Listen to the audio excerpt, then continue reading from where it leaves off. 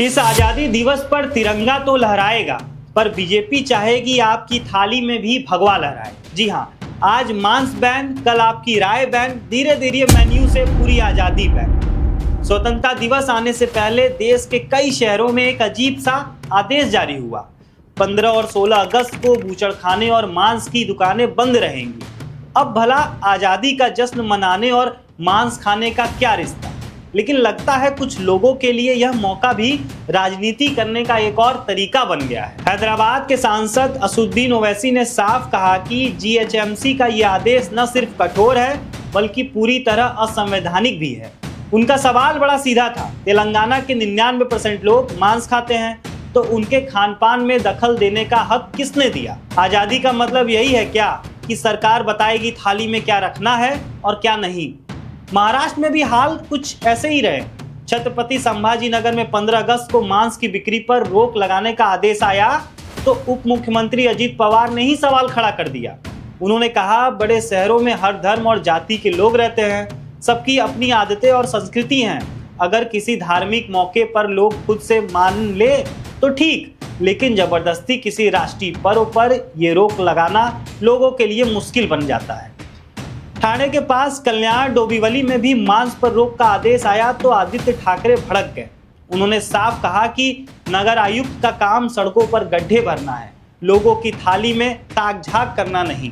उनका कहना था, स्वतंत्रता दिवस पर हम क्या खाएं ये हमारा अधिकार है, हमारी आज़ादी है। आप घर में घुसकर ये क्यों तय कर रहे हैं कि हम क्या खाएं और क्या नहीं? कल्याण डोंबिवली के जो महापालिका के आयुक्त हैं उनको सस्पेंड किया जाए, जो भी हो, मुझे पता नहीं वो कौन है, क्योंकि वेज नॉन वेज ये मुद्दा उनका नहीं है। स्वतंत्र दिन पे हम क्या खाएं ये हमारा अधिकार है, हमारा स्वातंत्र है। वो नहीं हमें बता सकते कि वेज खाएं नॉन वेज खाएं। हम तो बिल्कुल नॉन वेज खाएंगे, हमारे घर में खाते हैं। हमारे घर में नवरात्रि को भी हमारा जो प्रसाद होता है उसमें प्रॉन्स होते हैं, मच्छी होती है, क्योंकि ये हमारी परंपरा है, ये हमारा हिंदुत्व है। और वहाँ की जो आगरी कोड़ी बांधे हुए वो कहाँ जाएंगे? ये कोई धर्म की बात नहीं और ये कोई देश हित की बात नहीं है कि वेज नॉन वेज खाओ। जो भी खाते हो घर में क्यों घुस के बात करें? वो जो महापालिका के आयुक्त है उन्होंने देखना चाहिए कि उनकी जो काम में जो कमियां है, जो रास्ते पे गड्ढे हो या वो पलावा का ब्रिज हो, उसकी वजह से दुनिया भर में केडीएमसी की बदनामी हो रही है। उधर सत्ता पक्ष से सफाई भी आ गई।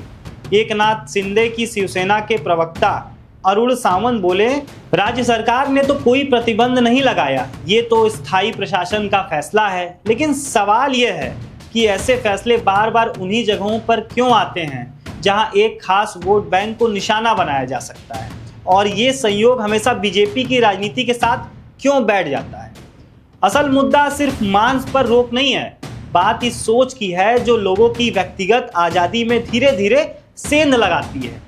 पहले ये तय किया जाएगा कि आप क्या खा सकते हैं, फिर ये कि आप किसे वोट दे सकते हैं, और धीरे धीरे ये भी कि आप क्या बोल सकते हैं। और ये सब करने के लिए संस्कृति और परंपरा का नाम लेकर कानून आदेश के हथियार निकाले जाते हैं। इसमें दिलचस्प ये है कि इस बार विरोध करने वाला नेता अलग अलग पार्टियों से है। ओवैसी, अजित पवार, आदित्य ठाकरे।